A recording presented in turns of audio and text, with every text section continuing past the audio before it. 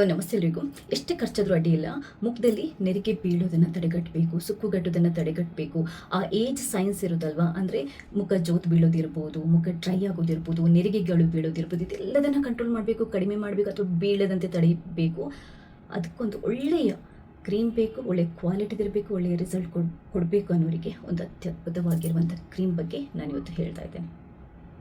International brand ಇದು, internationally luxury ಬ್ರ್ಯಾಂಡಲ್ಲಿ one of the top brand ಇದು, ಎಸ್ಟಿ ಲೌಡರ್ ಅಂತ ಅಂದ್ಬಿಟ್ಟು.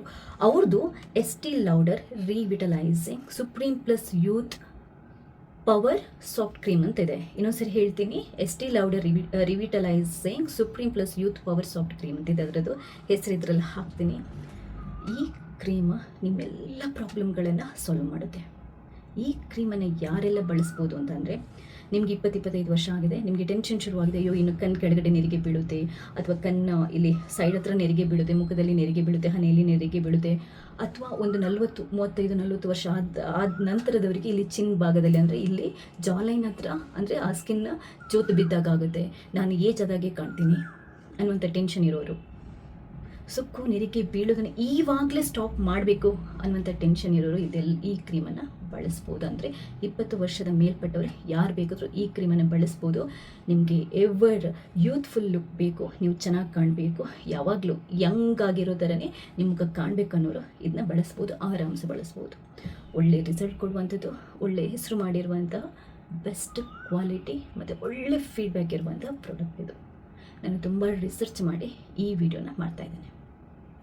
ಇದು ಯಾಕೆ ಇಷ್ಟು ಅದ್ಭುತವಾಗಿದೆ ಅಂತಂದರೆ, ಒಂದು, ಇದು ನಿಮ್ಮ ಸ್ಕಿನ್ನನ್ನು ರೆಗ್ಯುಲರಾಗಿ ಹಚ್ಚಿದಾಗ ನಿಮ್ಮ ಸ್ಕಿನ್ನನ್ನು ಡೀಪಾಗಿ ಹೈಡ್ರೇಟ್ ಮಾಡುತ್ತೆ. ಅಂದರೆ ನಮ್ಮ ಸ್ಕಿನ್ ಹೈಡ್ರೇಟ್ ಆಗಿದ್ದರೆ, ಹೈಡ್ರೇಟ್ ಅಂತಂದ್ರೆ ಏನು, ನೀರಿನ ಅಂಶ, ಎಣ್ಣೆ ಅಂಶ ಕರೆಕ್ಟಾಗಿ ನಮ್ಮ ಸ್ಕಿನ್ನಲ್ಲಿದ್ದರೆ ನಮ್ಮ ಸ್ಕಿನ್ ಯೂತ್ಫುಲ್ಲಾಗಿ ಕಾಣುತ್ತೆ. ಯಾಕಂತಂದರೆ ಬೌನ್ಸಿ ಆಗಿರುತ್ತೆ, ನೀವು ಈ ಥರ ಮಾಡಿದರೆ ಸ್ಕಿನ್ ಬೌನ್ಸಿ ಆಗಿರುತ್ತೆ, ಅಂದರೆ ನಿಮ್ಮ ಸ್ಕಿನ್ ಡೆನ್ಸಿಟಿ ತುಂಬ ಚೆನ್ನಾಗಿರುತ್ತೆ.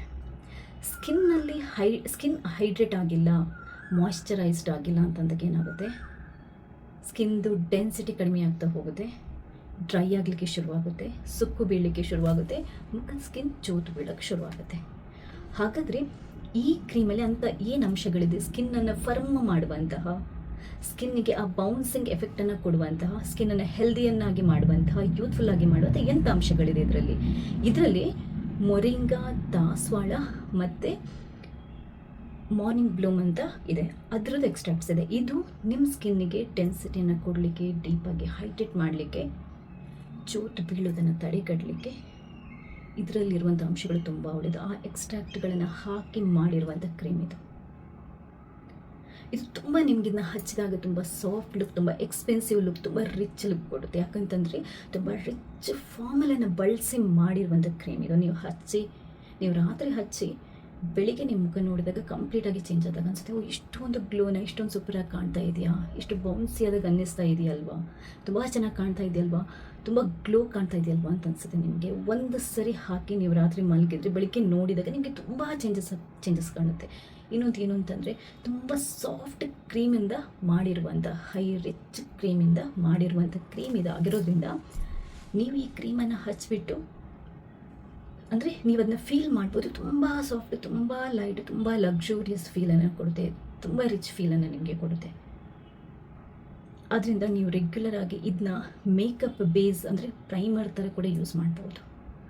ಇದು ಸಿಕ್ಕಾಪಟ್ಟೆ ಸಾಫ್ಟ್ ಲೈಟ್ ಕ್ರೀಮಿಂದ ಮಾಡಿರೋದ್ರಿಂದ ನಿಮಗೆ ಮೇಕಪ್ ಅಂದರೆ ಬೇಸ್ ಆಗಿ ಕೂಡ ಇದು ಸೂಪರಾಗಿ ವರ್ಕ್ ಮಾಡುತ್ತೆ. ಇದರ ಮೇಲೆ ನೀವು ಮೇಕಪ್ ಹಾಕ್ಕೊಂಡು ಹೋದರೂ ಕೂಡ ನಿಮ್ಮ ಸ್ಕಿನ್ ತುಂಬ ಟೋಂಡಾಗಿ, ಆ ಮೇಕಪ್ ತುಂಬ ಟೋಂಡಾಗಿ ರಿಚ್, ಕ್ಲಾಸಿ, ವೈಬ್ರೆಂಟ್, ರೇಡಿಯಂಟ್ ಲುಕ್ಕನ್ನು ಈ ಕ್ರೀಮ್ ಕೊಡುತ್ತೆ.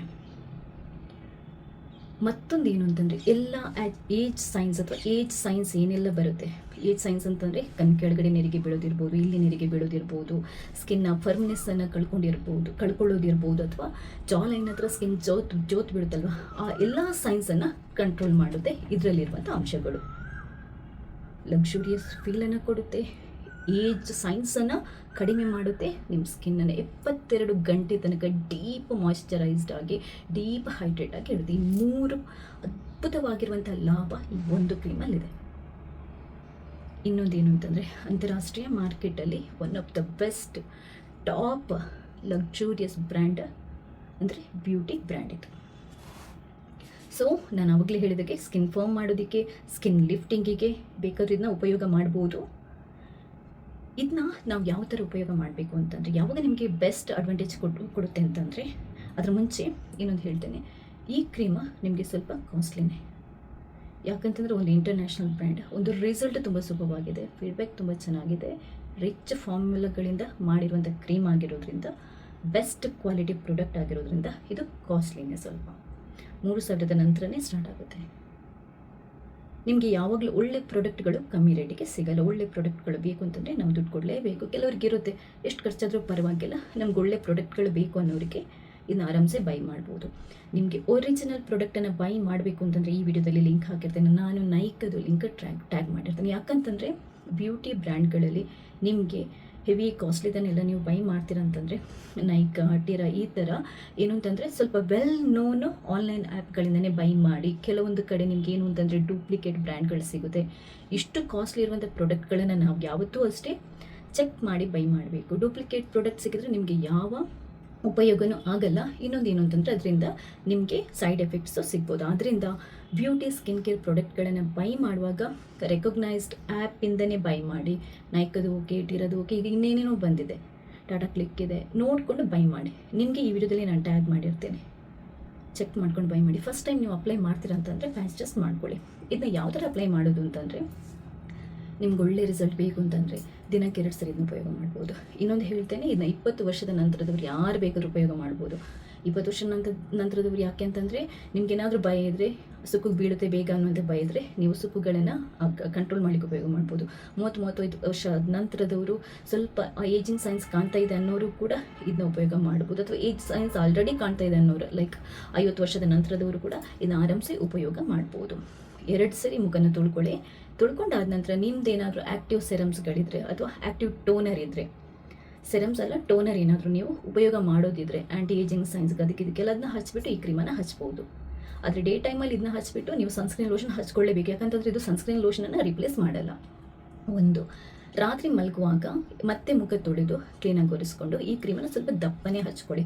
ಯಾಕಂತಂದರೆ ರಾತ್ರಿ ನಮ್ಮ ಸ್ಕಿನ್ ರಿಪೇರ್ ಆಗುತ್ತೆ ನಿದ್ದೆಯಲ್ಲಿ. ಆ ಟೈಮಲ್ಲಿ ನಿಮಗೆ ಚೆನ್ನಾಗಿ ಸ್ಕಿನ್ಗೆ ಈ ಕ್ರೀಮ್ ಲೇಯರ್ ಆಗಿದ್ದರೆ ನಿಮಗೆ ಡಬಲ್ ಅಡ್ವಾಂಟೇಜ್ ಸಿಗುತ್ತೆ. ನಿಮ್ಮ ಸ್ಕಿನ್ ಚೆನ್ನಾಗಿ ರಿಪೇರ್ ಆಗುತ್ತೆ, ಚೆನ್ನಾಗಿ ಆ ಫರ್ಮ್ನೆಸ್ ಬರುತ್ತೆ, ಆ ಗ್ಲೋನೆಸ್ ಬರುತ್ತೆ, ಯೂತ್ಫುಲ್ ಲುಕ್ ಬರುತ್ತೆ, ಚೆನ್ನಾಗಿ ರಿಪೇರ್ ಆಗುತ್ತೆ. ಆದ್ದರಿಂದ ರಾತ್ರಿ ಒಂದು ಸ್ವಲ್ಪ ನೀವು ಚೂರು ತಿಕ್ ಲೇಯರನ್ನು ಹಚ್ಕೊಂಡು ಮಲ್ಕೋಬೋದು. ಒಂದು ಡಾಟನ್ನು ತಗೊಂಡು ಇಲ್ಲಿ ಹಚ್ಬಿಟ್ಟು ನೀಟಾಗಿ ಕೈಯಿಂದ ಬ್ಲೆಂಡ್ ಮಾಡಿ ಕುತ್ತಿಗೆಗೆ ಕೂಡ ಹಚ್ಚೋದನ್ನು ಮರಿಬೇಡಿ. ಯಾಕಂತಂದರೆ ಮುಖ ಕುತ್ತಿಗೆ ಎರಡೂ ಕೂಡ ಅಷ್ಟೇ ಏಜ್ ಸೈನ್ಸ್ ಏನಿದೆ ಅದು ಸೇಮ್ ನಮಗೆ ಕಾಣಿಸ್ಕೊಳ್ಳುತ್ತೆ. ಮುಖದಲ್ಲೂ ಕೂಡ ನೆರಿಗೆ ಸುಕ್ಕುಗಳು ಬೀಳೋಕ್ಕೆ ಶುರುವಾಗುತ್ತಲ್ವ, ಅದರಿಂದ ಕುತ್ತಿಗೆಗೆ ಕೂಡ ಕ್ಲೀನಾಗಿ ಹಚ್ಕೊಳ್ಳಿ. ಡೇ ಟೈಮಲ್ಲಿ ಇದನ್ನ ಹಚ್ಚಿ ನೀವು ಸನ್ಸ್ಕ್ರೀನ್ ಲೋಷನ್ನ ಹಚ್ಕೊಂಡು ಇದರ ಮೇಲೆ ಮೇಕಪ್ಪನ್ನು ಮಾಡ್ಕೊಂಡು ಆರಾಮ್ಸೆ ಹೋಗ್ಬೋದು. ಒಳ್ಳೆ ಸಾಫ್ಟ್ ಪ್ರೈಮರ್ ಥರ ಇದು ವರ್ಕ್ ಆಗುತ್ತೆ ಅಂತ ನಾನು ಆಲ್ರೆಡಿ ಹೇಳಿದ್ದೇನೆ.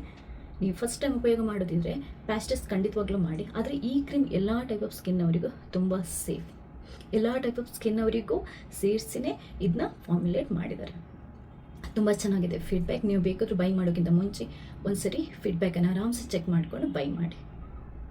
ಸೊ ಇನ್ನೇನಾದರೂ ಡೌಟ್ ಇದ್ದರೆ ನನಗೆ ಕಮೆಂಟ್ ಮೂಲಕ ತಿಳಿಸಿ. ನಿಮಗೆ ಬೇರೆ ಏನಾದರೂ ಡೌಟ್ ಇದ್ದರೂ ಕೂಡ ಕಮೆಂಟ್ ಮೂಲಕ ತಿಳಿಸಿ. ಫಸ್ಟ್ ಟೈಮ್ ನೀವು ನನ್ನ ಚಾನಲ್ನ ನೋಡ್ತಾ ಇದ್ರೆ ದಯವಿಟ್ಟು ಸಬ್ಸ್ಕ್ರೈಬ್ ಆಗಿ. ಯಾಕಂತಂದರೆ ನಾನು ನೆಕ್ಸ್ಟ್ ಹಾಕುವಂಥ ಎಲ್ಲ ವೀಡಿಯೋಗಳನ್ನು ನೀವು ಮಿಸ್ ಮಾಡಿದ್ರೆ ನೋಡ್ಕೋಬೋದು. ಥ್ಯಾಂಕ್ಸ್ ಎಲ್ರಿಗೂ.